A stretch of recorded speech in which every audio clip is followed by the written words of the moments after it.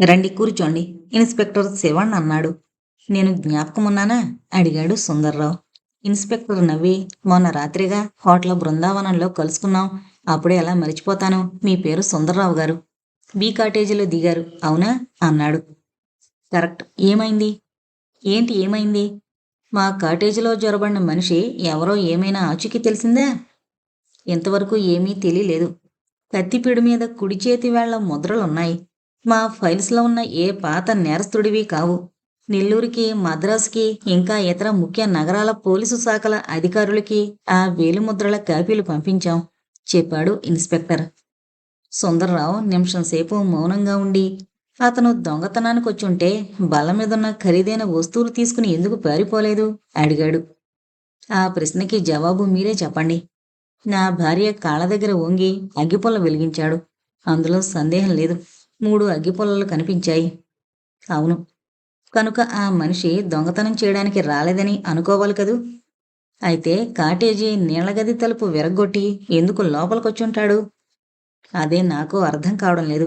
దొంగతనానికే వచ్చుంటే కొన్ని వస్తువులు తీసుకుని పారిపోయేందుకు అతనికి కావలసినంత వ్యవధుంది.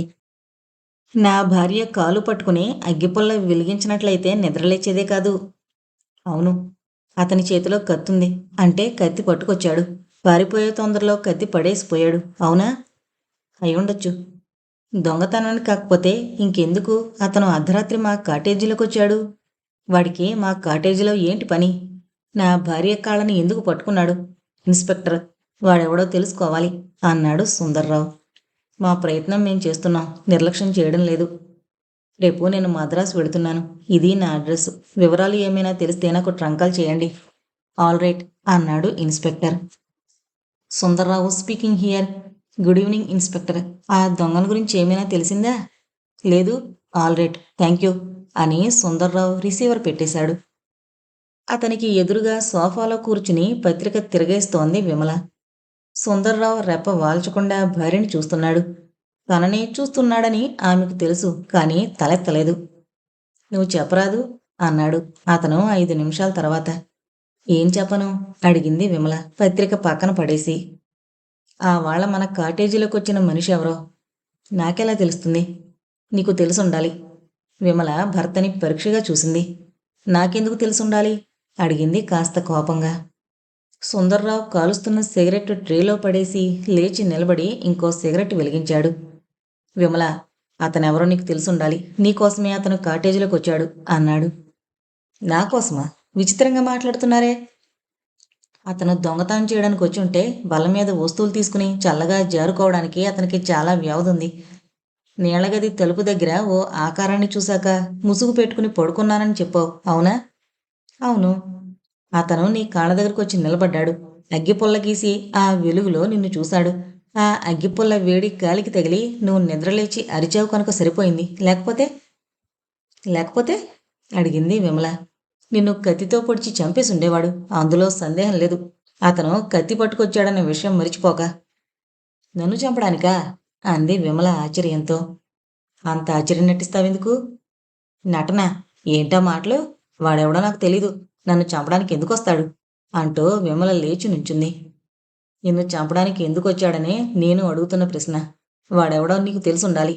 వాడు నీ మీద ఎందుకు కసిపెట్టుకుంది కూడా నీకు తెలుసుండాలి.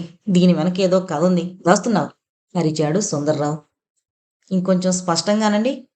ఒళ్ళు బిగించి కోపంగా అంది విమల. ఎంతకన్నా స్పష్టంగా అనడానికి ఏమీ లేదు. వాడెవడో అన్నింటికీ తెగించినవాడు. మళ్ళీ ప్రయత్నించక మాండు. నువ్వు చాలా ఆపదలో ఉన్నావని గ్రహించలేకుండా ఉన్నావు. నిజం చెబితే వాణ్ణి పట్టుకునే అవకాశం ఉంటుంది. విమల కళ్ళల్లో నీళ్లు నిండాయి. నేను నిజం చెప్తుంటే మీరు నమ్మక ఇంకా ఏదో నిజం చెప్పమని అడిగితే నేను వేరే నిజం ఎలా చెప్పను? అంది. నువ్వు నిజం చెప్పకపోతే నీకెవరూ సహాయం చేయలేరు. నీ కర్మ అని సుందర్రావు అక్కడి నుంచి వెళ్ళిపోయాడు. కాలింగ్ బజర్ చప్పుడు కాగానే యుగంధర్ అసిస్టెంట్ రాజు కుర్చీలోంచి లేచి పిలుచుకురానా? అడిగాడు యుగంధర్ని. ఎవరో ఎందుకో తెలుసుకుని చెప్పాడు యుగంధర్ పాత కేసులకు సంబంధించిన ఫైల్స్ తిరగేస్తూ. రాజు తలుపు తీశాడు. మెట్ల మీద 20 ఏళ్ల యువతి నిల్చుంది. ఎర్రని ముదుర్రంగు ఉప్పాడ జరీచీర, ఎర్రని అంచున్న తెల్లని హైదరాబాదు చోళీ, చేతిలో ఎర్రరంగు హ్యాండ్ బ్యాగు, ఎర్రని చెప్పులు, అందమైన మొహం, ఆకర్షించే విగ్రహం. మిలమిలా మెరుస్తున్న ఒళ్ళు. డిటెక్టివ్ యుగంధర్ గారున్నారా? అడిగింది. మీ పేరు? అడిగాడు రాజు. విమల. రండి, ఇలా కూర్చోండి, చెప్పాడు రాజు హాల్లో ఉన్న సోఫా చూపించి. ఆమె కూర్చోలేదు. యుగంధర్ గారు లేరా? అడిగింది మళ్ళీ. ఆయనతో మీ పని? ఆయన సహాయం కావాలి. ఏ సందర్భంలో? విమల కాస్త ఇబ్బందిగా చూసింది రాజుని. విపులంగా చెబితే గాని అర్థం కాదు. మీకొకసారి, యుగంధర్ గారికి ఇంకోసారి చెప్పడం కష్టం. యుగంధర్ గారిని చూడ్డానికి వీలవుతుందా? అడిగింది. రాజు నవ్వి, మీ భర్త పేరు? అడిగాడు. విమల చకితురాలై రాజుని చూసి, మారేడి సుందర్రావు గారు అంది. ఏం ఉద్యోగం చేస్తున్నారు? Sundar electrical goods manufacturing company వారిదే. కూర్చోండి, యుగంధర్ గారు తిరిగ్గా ఉన్నారేమో చూసొస్తాను అని యుగంధర్ ఉన్న గదిలోకి వెళ్ళాడు రాజు. నిమిషం తర్వాత తిరిగొచ్చి విమలని లోపలికి రమ్మని పిలిచాడు. కూర్చోండి అన్నాడు యుగంధర్ తనకి ఎదురుగా బల్లకి అవతల వైపున్న కుర్చీ చూపించి. విమల కూర్చుంది. యుగంధర్ని పరీక్షగా చూస్తూ, మీ వల్ల నాకో సహాయం కావాలి, చేస్తారని ఆశిస్తాను అంది. చెప్పండి అన్నాడు యుగంధర్. బెంగళూరులో హోటల్ బృందావనంలో తను తన భర్త దిగిన కాటేజీలో రాత్రి ఎవరో ప్రవేశించి తన కాలి దగ్గర అగ్గిపుల్ల వెలిగించడం, తను అరవగానే పారిపోవడం అంతా వివరంగా చెప్పింది. అతను ఎవరో, అర్ధరాత్రి మా కాటేజీలోకి ఎందుకొచ్చాడో బెంగళూరు పోలీసులు తెలుసుకోలేకపోయారు. అతనెవరు, ఎందుకు మా కాటేజీలోకి వచ్చాడు, ఇప్పుడు ఎక్కడ ఉన్నాడు, ఇవన్నీ ప్రశ్నలుగా ఉండిపోయాయి. మీరు దర్యాప్తు చేసి ఈ విషయాలు తెలుసుకోవాలని కోరుతున్నాను. మీకు ఫీజు ఎంత కావాలో చెబితే ఇస్తాను అంటూ విమల హ్యాండ్ బ్యాగ్లోంచి 100 రూపాయల కట్టొకటి బయటకు తీసింది. అతను ఎవరైతేనేం మీ వస్తువులేమీ పోలేదుగా. అతను ఎవరో, ఎందుకొచ్చాడో తెలుసుకునేందుకు మీరు ఎందుకింత శ్రమ పడుతున్నారు? అడిగాడు యుగంధర్. ఆ ప్రశ్న అడగగానే విమల కళ్ళు ఎర్రబడ్డాయి. నా భర్త నన్ను అనుమానిస్తున్నారు కనుక, అతను ఎవరో తెలుసుకోకపోతే నా బతుకు దుర్భరం అవుతుంది కనుక. యుగంధర్కి జాలేసింది. అతను ఎవరో నిజంగా మీకు తెలీదన్నమాట అన్నాడు. విమల కళ్ళు ఇంకా ఎర్రబడ్డాయి. తెలిస్తే మీ దగ్గరికి రావాల్సిన అవసరమే ఉండదుగా అంది. ప్లీజ్, కోపం తెచ్చుకోకండి, లాంఛనంగా అడిగాను ఆ ప్రశ్న. విమల ఆలోచిస్తూ మౌనంగా ఉండిపోయింది. ఏ విషయమూ దాచకుండా ఉన్నది ఉన్నట్లు నిజం చెప్తేనే మేం మీకేదైనా సహాయం చేయగలం. సుందర్రావు గారు 6 నెలల కిందట నన్ను వివాహం చేసుకున్నారు. డిటెక్టివ్ యుగంధర్ తల ఊపి అన్నాడు. విమల నిట్టూర్చి, అలా కాదు, మొదట్నుంచి చెబుతాను వినండి. నా చిన్నప్పుడే నా తల్లి తండ్రి పోయారు రైలు ప్రమాదంలో. నా అదృష్టమో దురదృష్టమో నేను బతికాను. నా మేనమామ దగ్గర పెరిగాను. బిఏ పాస్ అవగానే టైప్ రైటింగు, షార్ట్ హ్యాండు నేర్చుకుని సుందర్ ఎలక్ట్రికల్ గూడ్స్ మ్యానుఫ్యాక్చరింగ్ కంపెనీలో పనిచేశాను. 6 నెలల క్రితం సుందర్రావు గారు నన్ను వివాహం చేసుకున్నారు. మీ మేనమామ ఇప్పుడెక్కడున్నారు? పోయారు, ఏడాదయింది. ఆయన భార్య? నేను బిఏ చదువుతున్నప్పుడే నా మేనమామ బతికుండగానే ఆమె పోయింది. వాళ్ళకి పిల్లల్లేరా? లేరు. అయితే మీకు వేరే బంధువులెవరూ లేరా? లేరు. వివాహం చేసుకునే ముందు మీ భర్త మిమ్మల్ని గురించి, మీ పుట్టు పూర్వోత్తరాల గురించి వాకప్ చేయలేదా? లేదు. ఆయన కంపెనీలో 2 ఏళ్ల నుంచి పనిచేస్తున్నానుగా. దాదాపు ప్రతిరోజు ఆయన నన్ను చూస్తూనే ఉండేవారు. నన్ను గురించి గాని, నా పూర్వోత్తరాల గురించి గాని తెలుసుకోవాలని ఆయన అనుకోలేదప్పుడు. అంటే ప్రేమించి పెళ్లి చేసుకున్నారన్నమాట. విమల చెక్కిళ్ళు ఎర్రబడ్డాయి. తల వంచుకుంది. బెంగళూరులో మీ కాటేజీలో అతనెవరో చొరబడిన తర్వాత సుందర్రావు గారు మిమ్మల్ని అనుమానిస్తున్నారన్నారు. ఎందుకు, ఏమని అనుమానిస్తున్నారు? అతను నాకు ఇది వరలో తెలుసునని, అతను నన్ను ప్రేమించుండాలని, అతన్ని మోసం చేసి ఆయన్ని వివాహం చేసుకున్నందుకు నా మీద కసి పెట్టుకుని నన్ను చంపడానికి వచ్చాడని అంటున్నారు. ఒకసారి అనుమానం కలిగాక, నా శీలాన్ని, నా నీతిని శంకించడం ప్రారంభించాక మనసు పరిపరి విధాల ఆలోచిస్తుంది. అతను ఎవరో చెప్పమని నన్ను 24 గంటలు వేధించుకుని తింటున్నారు. అర్ధరాత్రులు నిద్రలేపి అడుగుతున్నారు. ఆయనకి క్షణం కూడా మనశ్శాంతి లేదు. నాకు కూడా క్షణం మనశ్శాంతి లేకుండా చేస్తున్నారు. ఇలా ఇంకో నెల సాగితే నేను ఆయన విడిపోక తప్పనిసరి అవుతుంది. అతనెవరో మీకు తెలీదని చెబితే మీ భర్త ఎందుకు నమ్మడం లేదు? నమ్మకపోవడానికి ఏదో కారణం ఉండాలి కదా, ఏంటది? విమల కళ్ళల్లో నీళ్లు మెరిశాయి. అతను దొంగతనానికి రాలేదట. కత్తి తీసుకుని నా దగ్గరకు వచ్చాడట. అదే కారణం. నా భర్త అలా చిత్తక్షోభ పడుతుంటే చూడలేకుండా ఉన్నాను. నా మాట ఆయన నమ్మడం లేదు. అతను ఎవరో, ఎందుకు మా కాటేజీలోకొచ్చాడో తెలిస్తే ఆయనకి మనశ్శాంతి కలుగుతుందని మీ దగ్గరకొచ్చాను. అతను ఎవరో తెలుసుకున్న తర్వాత ఏం చేయాలి? పోలీసులకు అప్పగించాలా? అవసరం లేదు. అతను ఎవరో, ఎందుకు మా కాటేజీలోకొచ్చాడో నిజం నా భర్తకి తెలిస్తే చాలు. యుగంధర్ తల ఊపి, ఈ పని చేయడానికి ఎంతకాలం పడుతుందో, ఎంత ఖర్చవుతుందో చెప్పలేను. ఓ 1000 రూపాయలు ఇచ్చి వెళ్ళండి అన్నాడు. విమల 10 100 రూపాయల నోట్లు లెక్కబెట్టి బల్ల మీద పెట్టింది. రాజు ఆ నోట్లు తీసుకుని రసీదు రాసిచ్చాడు. మళ్ళీ మిమ్మల్ని ఎప్పుడు కలుసుకోమంటారు? అడిగింది విమల. ఓ వారం రోజుల తర్వాత టెలిఫోన్ చేయండి చెప్పాడు యుగంధర్. హలో అంటూ డివిజనల్ పోలీస్ ఇన్స్పెక్టర్ లేచి నిలబడి చెయ్యందించి ఎప్పుడొచ్చారు అడిగాడు. అప్పుడే తన గదిలోకొచ్చిన డిటెక్టివ్ యుగంధర్ని, అతని అసిస్టెంట్ రాజుని చూసి, ఇంతకు ముందే గంట కిందొచ్చాం.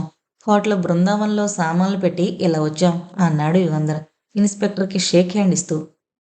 చాలా కాలమైంది, కూర్చోండి అని కాఫీ తీసుకురమ్మని నౌకరికి చెప్పి, హోటల్లో సామాన్లు పడేసి తిన్నగా ఇక్కడికి వచ్చారంటే ఏదో పని మీద వచ్చి ఉండాలి అన్నాడు ఇన్స్పెక్టర్ శివಣ್ణ నవ్వుతూ.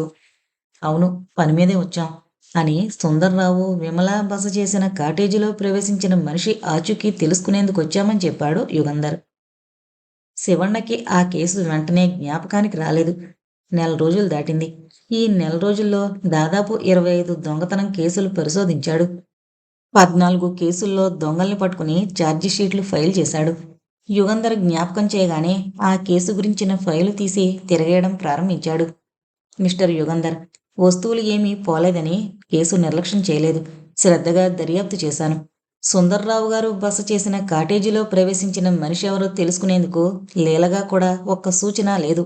ఏదైనా వస్తువు ఎత్తుకుపోయి అమ్మడానికి ప్రయత్నించుంటే పట్టుకునేందుకు అవకాశం ఉండేది.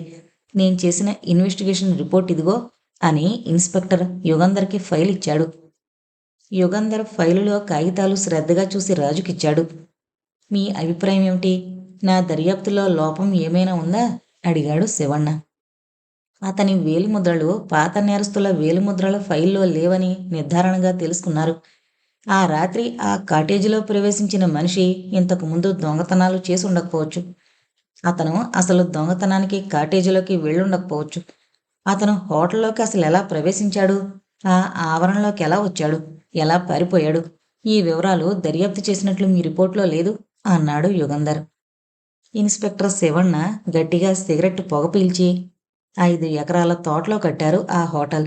మీరు గమనించే ఉంటారు. హోటల్ మెయిన్ బిల్డింగు గేటుకి ఎదురుగా ఉంది. తోటలో అక్కడక్కడ కాటేజీలున్నాయి. మొత్తం 14 కాటేజీలున్నాయి. తోట చుట్టూ 6 అడుగుల ఎత్తు గోడుంది. ఆ గోడ దూకడం కష్టం కాదు. హోటల్ వెనక వైపు గోడను ఆనుకుని రోడ్డు, రోడ్డుకి అవతల కంబన్ పార్కు, కుడివైపు గోడ అవతల హైరోడ్డు, హైరోడ్డుకి ఒకవైపు చిన్న చిన్న ఇరుకు వీధులు, ఇళ్ళు, ఇంకొక వైపు బజారు రోడ్డు. ఆ మనిషి పారిపోయిన 10 నిమిషాలకు గాని సుందర్రావు గారు హోటల్ మేనేజర్కి ఫోన్ చేయలేదు. తర్వాత 10 నిమిషాలకి మేనేజర్ మాకు ఫోన్ చేశాడు. మేము అక్కడికి వెళ్ళేటప్పటికి దొంగ పారిపోయి అరగంట దాటింది. ఆ అరగంటలో అతను ఎక్కడికైనా వెళ్ళుండొచ్చు.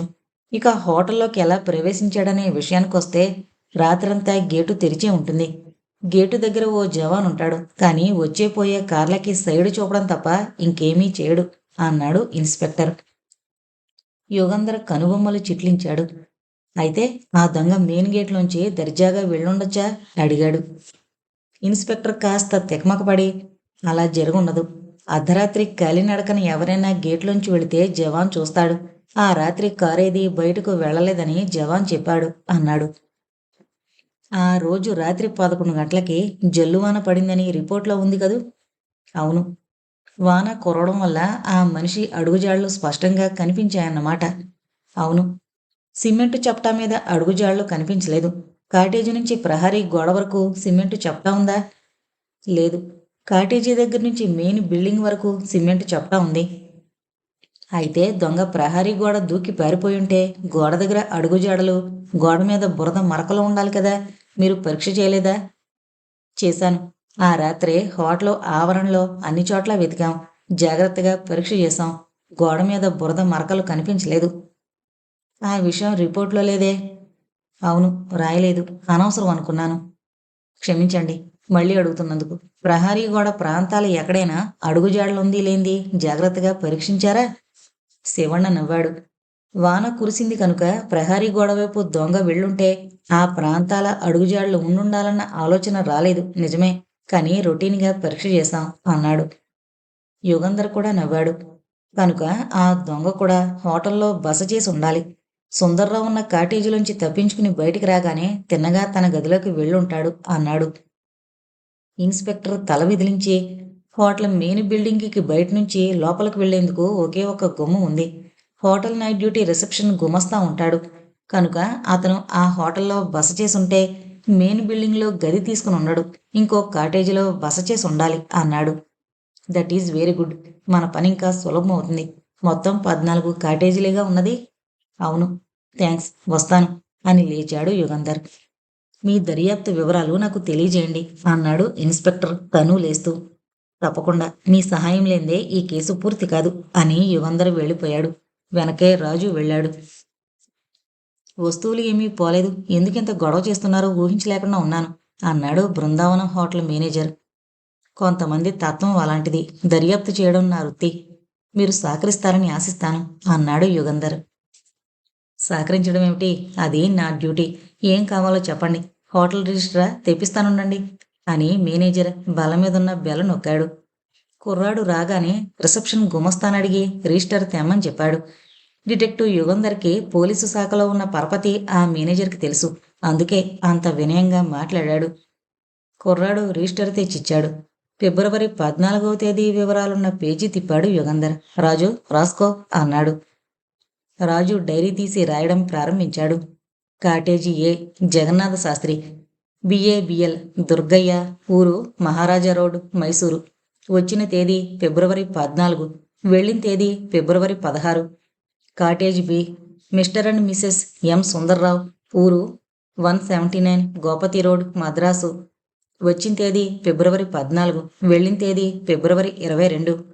Cottage C Kanaka Sabhapathi Mudaliar and family, ఊరు మిల్ రోడ్డు, నెంబర్ 572 కోయంబత్తూరు. వచ్చిన తేదీ ఫిబ్రవరి 13 మధ్యాహ్నం 2 గంటలకి, వెళ్ళిన తేదీ ఫిబ్రవరి 16. Cottage D R Shishupal and S Manjula, cinema ఆర్టిస్టులు, ఊరు గార్డెన్ కాలనీ, కొడంబాకం, మద్రాసు. వచ్చిన తేదీ ఫిబ్రవరి 13 రాత్రి 9 గంటలు, వెళ్ళిన తేదీ ఫిబ్రవరి 17. కాటేజ్ ఈ వై సుబ్బయ్య, వై లక్ష్మమ్మ, ఊరు రైల్వే కాలనీ, ఆర్కోణం. వచ్చిన తేదీ ఫిబ్రవరి 12 పొద్దున్న 8 గంటలు, వెళ్ళిన తేదీ ఫిబ్రవరి 15. Cottage F K Somnath Sharma and party, ఊరు దానవాయిగుంట, రాజమండ్రి. వచ్చిన తేదీ ఫిబ్రవరి 11 పొద్దున్న 6 గంటలు, వెళ్ళిన తేదీ ఫిబ్రవరి 11 పొద్దున్న 6 గంటలు. కాటేజీ G Srinivasa Bhagavatar and party, ఊరు బ్రాహ్మణ్ స్ట్రీట్, సేలం. వచ్చిన తేదీ ఫిబ్రవరి 14 పొద్దున్న 10 గంటలు, వెళ్ళిన తేదీ ఫిబ్రవరి 15 పొద్దున్న 6 గంటలు. కాటేజీ హెచ్ కాళీ, కాటేజీ ఐ కాళీ, cottage J Y Suresh Kumar Leela, ఊరు క్వీన్స్ రోడ్, నుంగంబాకం, మద్రాసు. వచ్చిన తేదీ ఫిబ్రవరి 12వ తేదీ సాయంకాలం 6 గంటలు, వెళ్ళిన తేదీ ఫిబ్రవరి 15. Cottage K P Madhusudan Reddy and family, ఊరు కొలనవీధి, నెల్లూరు. వచ్చిన తేదీ ఫిబ్రవరి 14 ఉదయం 8 గంటలు, వెళ్ళిన తేదీ ఫిబ్రవరి 20.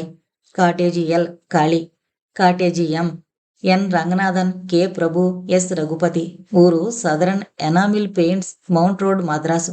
వచ్చిన తేదీ ఫిబ్రవరి 14 ఉదయం 7 గంటలు, వెళ్ళిన తేదీ ఫిబ్రవరి 15. కాటేజీ ఎన్ కాళీ. డిటెక్టివ్ యుగంధర్ రిజిస్టర్ మూసేసి రాజువైపు చూశాడు. అంతా సరిగా రాశానని రాజు తల ఊపాడు. ఎన్ని కాటేజీల్లో బస చేశారు అడిగాడు యుగంధర్. 4 కాటేజీలు ఖాళీగా ఉన్నాయి. 10 అతిథులున్నారు జవాబు చెప్పాడు రాజు. యుగంధర్ తల ఊపి మేనేజర్ వైపు తిరిగి, థ్యాంక్స్, మీ సహాయం మళ్ళీ అవసరమైతే వస్తాను అని అక్కడి నుంచి బయలుదేరాడు. తమ కాటేజీకి వెళ్ళగానే ఇప్పుడు మనం వాళ్ళందరినీ కలుసుకోవాలా అడిగాడు రాజు. యుగంధర్ నవ్వి, అవసరం లేదనుకుంటాను. మన మిత్రుడు ఇన్స్‌పెక్టర్ శివಣ್ಣకి ఈ పని చెప్పవచ్చుననుకుంటాను. ఆ ఊళ్ళల్లో పోలీసు అధికారుల ద్వారా వివరాలు సంపాదిస్తాడు అన్నాడు. వీళ్ళల్లో కొంతమంది దొంగ చిరునామాలు ఇచ్చుంటారనుకుంటాను. అవును. పేర్లు మిగతా వివరాలు చూస్తే కొన్ని అబద్ధం చిరునామాలని తెలుస్తూనే ఉంది. జే కాటేజీలో బస చేసిన సురేష్ కుమార్ లీలా ఇచ్చిన చిరునామా అబద్ధం చిరునామా అయి ఉండాలి. చూద్దాం. కాసేపుండి శివಣ್ಣని కలుసుకుంటాను అన్నాడు యుగంధర్. అంతలో టెలిఫోన్ మోగింది. హలో, డిటెక్టివ్ యుగంధర్ గారా? Yes, speaking. ఓ క్షణం ఆగండి, ఇన్స్పెక్టర్ శివಣ್ణ మాట్లాడతారు. యుగంధర్ గారా? అవును. సుందర్రావు విమలాగార్లకు జరిగిన అనుభవం లాంటిదే నిన్న రాత్రి బసవనగూడ ప్రాంతంలో ఓ ఇంట్లో జరిగిందని ఇప్పుడే తెలిసింది. నేను ఆ డివిజన్ పోలీస్ స్టేషన్కి వెళుతున్నాను. మీరు వస్తారా? ఆ, తిన్నగా బసవనగూడ డివిజన్ పోలీస్ స్టేషన్కి రానా? అవసరం లేదు. నేను మీ హోటల్ ముందు నుంచే వెళ్ళాలి కనుక నేనే వస్తాను. రెడీగా ఉండండి. థ్యాంక్స్ చెప్పి రిసీవర్ పెట్టేశాడు యుగంధర్. రాజు వైపు తిరిగి, రాజు, మనం గేటు దగ్గర నిలబడితే ఇన్స్పెక్టర్ లోపలికి రానవసరం లేకుండా అటునుంచి అటే వెళ్ళొచ్చు. ఇద్దరు డిటెక్టివ్లు త్వరగా డ్రెస్ చేసుకుని కాటేజీలోంచి బయటకు వెళ్లారు.